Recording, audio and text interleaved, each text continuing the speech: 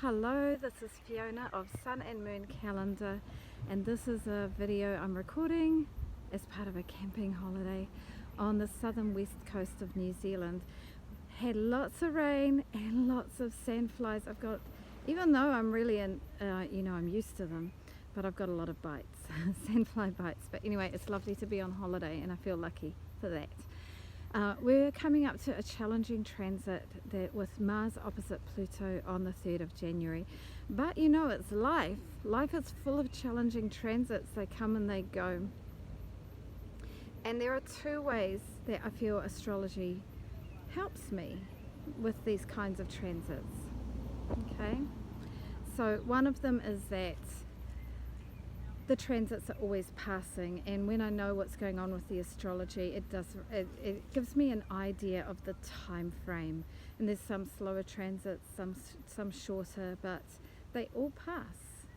They all pass. And something like Mars and Pluto, you know, that's going to be, you know, a few days, a week where it's feeling quite intense, but it will pass. And of course, as usual in life, there's a learning.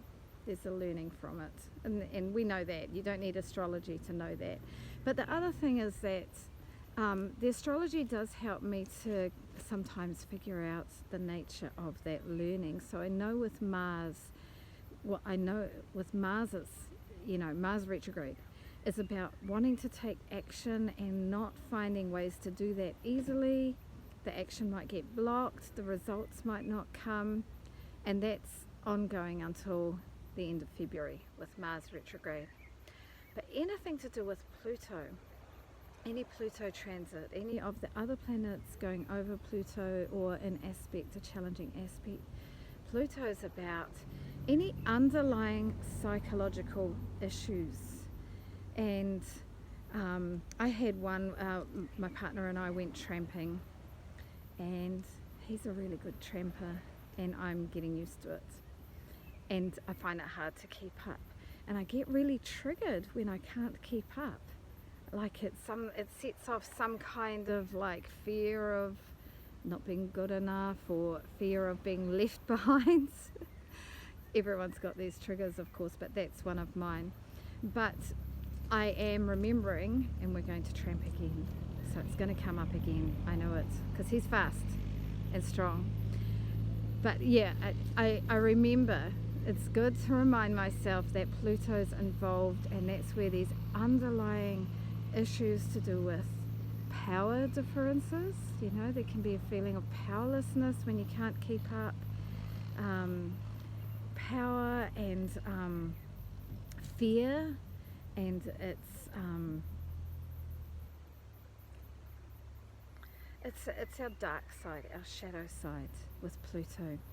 So part of me wants to just say, oh, it's nothing, Fee, just brush it off, like stop making such a big drama out of it. Not that I was really trying not to make a big drama out of it.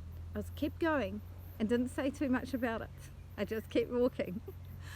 But in my mind, telling myself not to make a drama out of it. But at the same time, I think, no, this is showing up something inside of me that does have a real fear, and I don't want to dismiss that fear. It's actually a real fear there of being left behind or missing out or not being able to keep up. And so that's just something for me to work on over time, and I might find some clues about that along the way, I hope. But anyway, at least just acknowledging that the fear is there. It's okay to have that fear, and to try and recognize the shape of it, and then maybe one day some beautiful understanding will come along with it. So that's all I'm going to say. Happy calendar New Year. I really think that New Year is midwinter, like winter solstice in June, and then Matariki celebrations in New Zealand as well, of course.